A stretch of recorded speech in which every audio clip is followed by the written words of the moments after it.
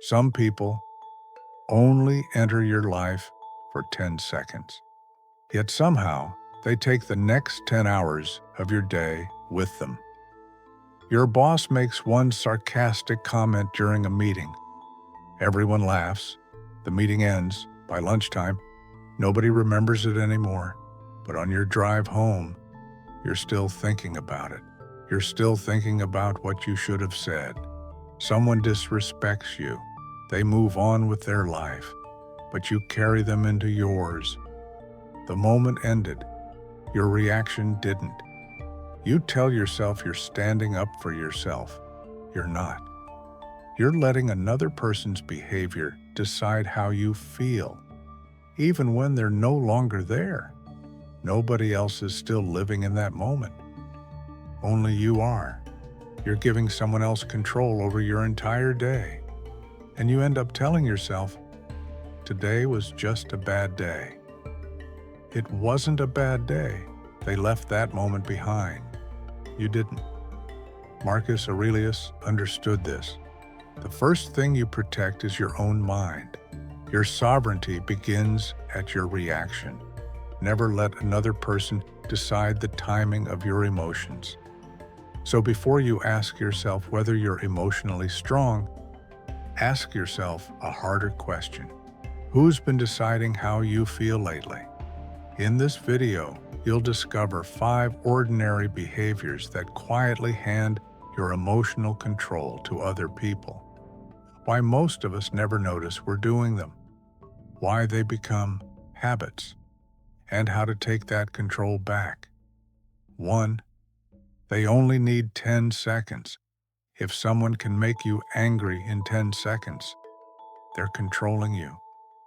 Most people reject that idea immediately because accepting it means admitting something even harder. Your emotions stopped belonging entirely to you. Before your anger ever felt justified, people call it honesty. They call it self-respect. They call it standing up for themselves. Call it whatever you want. The outcome stays the same. Someone else decided your emotional state, and you finished the reaction. That's where control begins. Not with force, with timing. They don't take your power because of what they said. They take it the moment they can decide how you'll feel next. And if that sounds too extreme, watch how easily it happens. Tuesday, 8:10 a.m. You're driving to work. Another driver cuts in front of you without signaling. Within seconds, you're yelling inside the car. Your grip tightens. Your heart starts racing. The moment lasts only a few seconds. The reaction doesn't. Before your workday even begins, your mood is already gone. The other driver is already miles away. You're still carrying them with you. Without noticing it, you just let 10 seconds decide the emotional direction of your morning. So here's the question. If the event is over, why is it still happening inside your head? You've replayed those 10 seconds for the next 30 minutes, maybe the rest of the morning, maybe the rest of the day. If you've ever done that, you already know this feeling. The moment ended, your reaction kept it alive. Why? Because the instant someone crosses a line, your mind wants to answer before it wants to understand. That's why speed becomes the trap. Before you consciously choose a response, your emotions have already chosen one for you. It never feels like losing control. It feels like protecting yourself. So you tell yourself, I got angry because I respect myself. But that explanation hides the part that matters. Someone else reached your emotions before your judgment did. That's the moment most people miss. They think they're defending themselves. Everyone else simply sees someone who can be pulled off balance. Once another person can enter that space, they don't have to control your actions. Your emotions start doing the work for them. That's the real loss. Your anger didn't prove strength. It proved someone else reached your emotions before your judgment did. The Stoics never argued that emotions were the enemy. They warned that surrendering your judgment was. Once someone else controls your emotional timing, your decisions usually follow. So don't let your first emotion become your first action. Create a pause, even if it lasts only a few seconds.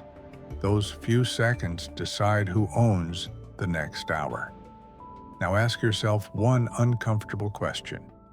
If someone can change your mood in 10 seconds, who is really controlling your day? The fastest anger often reveals the weakest ownership. People don't remember what triggered you.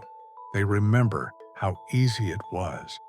If one stranger can make the rest of your day feel heavy, irritated, or emotionally drained, they didn't just interrupt a moment.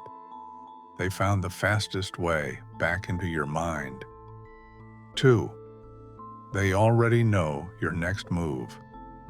If people already know how you'll react, they don't have to control you anymore. They only have to wait. Most people think control means forcing someone to do something. It doesn't. Real control becomes much easier when your next move is no longer a mystery. They don't control your decision. They predict it. And once your reactions become predictable, the pressure needed to move you gets smaller every time. You don't need an extreme situation to see it.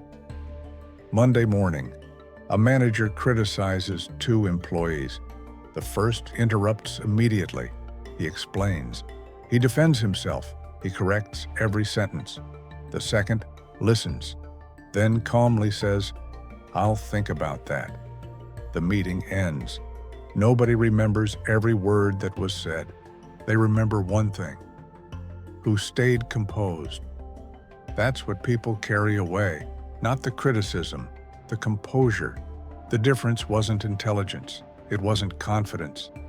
It was predictability. One person's reaction arrived before his decision. The other's decision arrived before his reaction. If you've ever walked away from a conversation thinking, "Why did I react so fast?"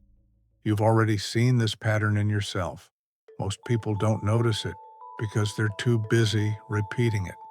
The moment pressure appears, the reaction is already moving. Reply, defend, correct, interrupt.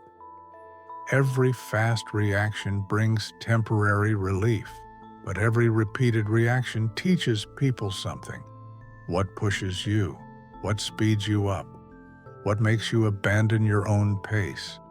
That's how the pattern is built, not in one moment, across hundreds of moments that all look the same. Before long, people don't have to guess anymore. They already know your next move. And without realizing it, you reacted before you ever decided to. Most people mistake that speed for confidence. It feels decisive. It feels strong. But confidence doesn't rush. Pressure does. Your quick reactions aren't hiding your weakness. They're revealing exactly where pressure works. Because every predictable reaction quietly tells people, "This is where I can move him." The harder you are to predict, the harder you are to influence. The Stoics didn't value the pause because silence looked wise. They valued it because judgment needs time to arrive. The moment you delay your reaction, you interrupt the pattern. The stronger response is often the one you delay, not because you're avoiding the moment, because you're choosing it. So ask yourself something uncomfortable. Do you control your reactions, or do your reactions control you? Predictability is permission. The moment people can predict your next reaction, they no longer have to control you. Your habits will do it for them. People don't trust the loudest person in the room. They watch the person who can't be rushed. The moment they know how you'll react, They know exactly how to make you explain yourself. 3. You keep explaining. They keep winning. They've already made up their minds. You're still trying to change them. That's the mistake. Most people think they're defending themselves. What they're really doing is stepping into a conversation that was never looking for the truth. Nobody asked you to prove your worth. You chose to. And every extra sentence quietly changes the balance of power. Not in your favor, in theirs. Because the person deciding whether your explanation is good enough is already leading the conversation. Look at how often this happens. A coworker says, "You're not a team player. You could leave it there." Instead, you spend the next 15 minutes explaining every project you've helped with, every late night, every favor, every reason they should see you differently. You keep talking, they keep listening, nothing changes. When the conversation ends, people don't remember how many reasons you gave. They remember who kept trying to be believed. If you've ever walked away thinking, "I should have explained it better," then you've already lived this trap. You thought you were explaining yourself. What you were really chasing was permission to be believed. Why is it so hard to stop? Because being misunderstood feels personal. The moment someone sees you differently, you want to fix it.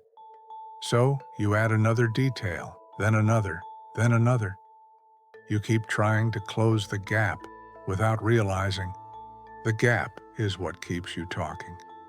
The more you need someone else to understand you, the more authority you quietly hand them. They don't have to question you anymore. You're already doing it for them. Most people believe, if I explain it better, they'll respect me. But respect doesn't grow from chasing agreement, and it never comes from asking someone else to approve your reality. Every unnecessary explanation gives more power to the person judging you. That's the moment everything shifts. You stop speaking from certainty and start speaking for approval.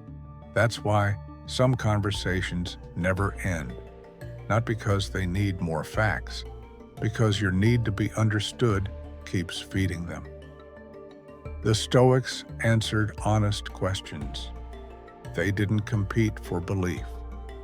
They spoke when clarity mattered. They stopped when the conversation no longer deserved another sentence. Never let another person decide the timing of your emotions, because the moment they decide when you must explain, they're already deciding how you feel. So before you answer, ask yourself something bigger than the conversation. Who is really deciding how you feel every day? The person seeking permission is never leading the conversation. People rarely remember your explanation. They remember how hard you worked to earn their approval. If every conversation ends with you wishing you had said more, the conversation never really ended. It simply moved into your mind.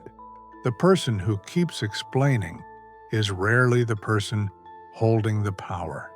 The longer you keep explaining, the less anyone feels they have to understand you. You don't have to say another word. Your next reaction will say enough. 4. They don't need a new strategy.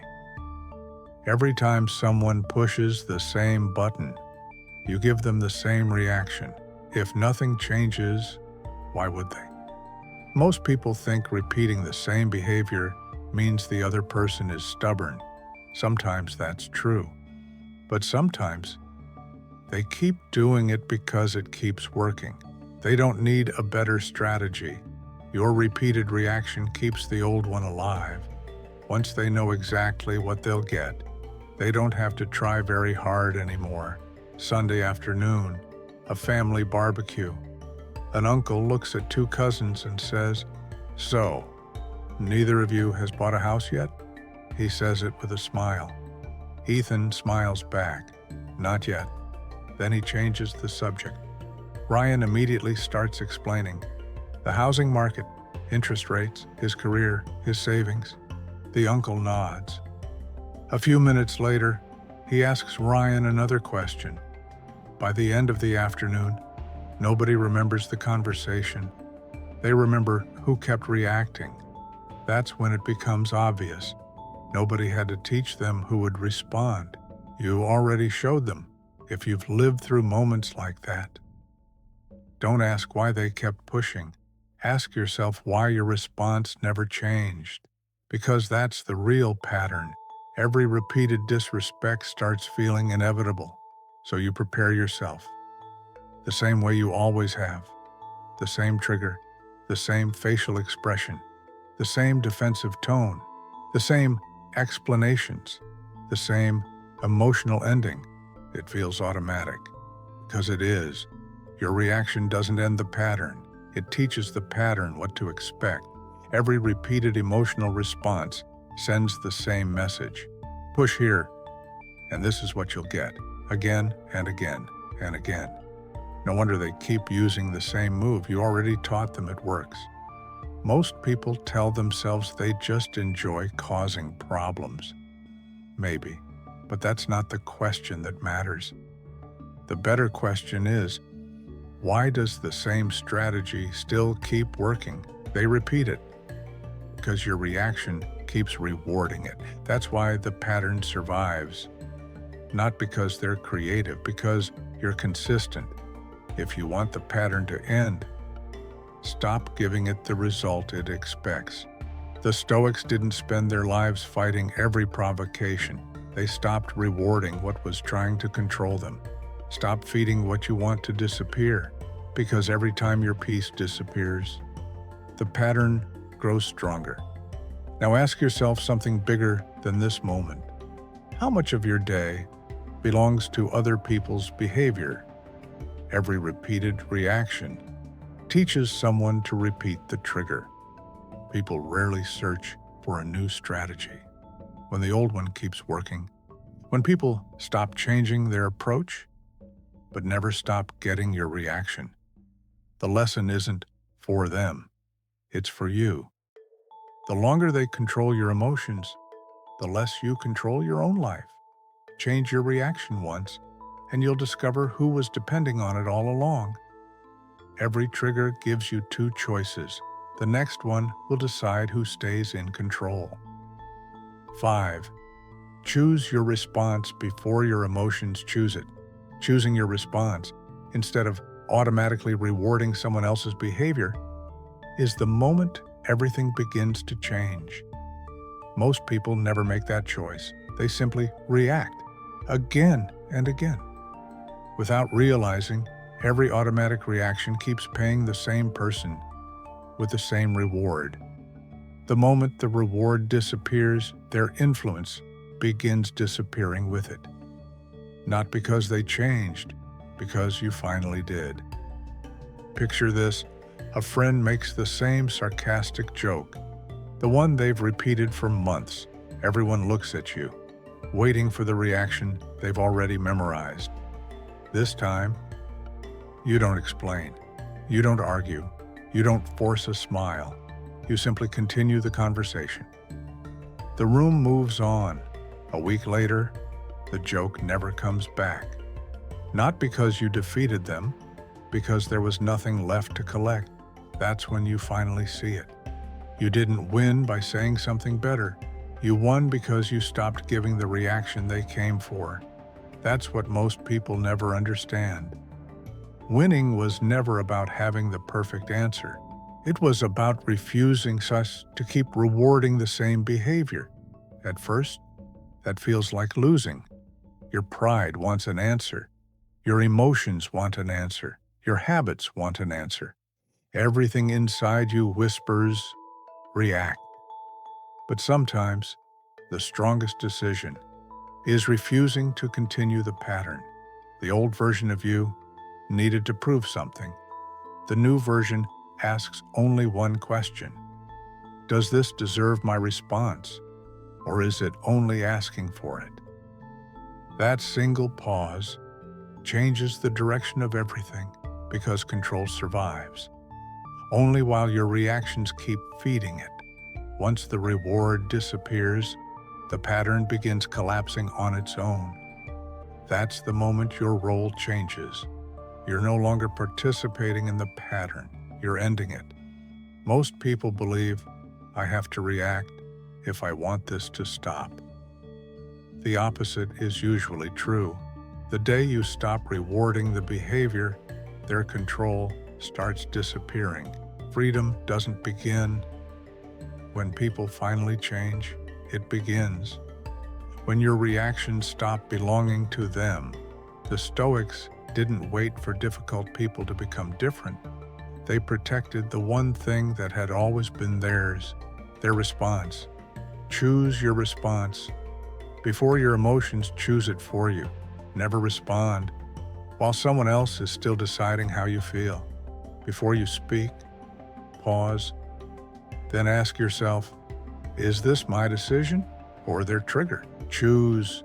Only then respond. Own your response, never your impulse. The moment your reaction disappears, their influence begins disappearing too. Now, ask yourself one final question. If nobody else controlled your emotions tomorrow, who would you become? The moment people stop getting the reaction they expected, they begin losing the influence they thought they had. That is the day your emotions become yours again. The strongest people aren't impossible to provoke. They simply refuse to let anyone else decide who they become today. Most people spend years trying to change other people. They never realize other people have been quietly changing them instead. One reaction at a time, one day at a time. The moment people stop getting the reaction, they begin losing the influence, not because they changed, because you stopped rewarding the behavior. Your sovereignty begins at your reaction. You were never really fighting other people. You were deciding who gets to decide your emotional state. Stopping your reactions isn't the end. A lot of people start explaining themselves and give the control right back. Subscribe to Stoic Calm Code.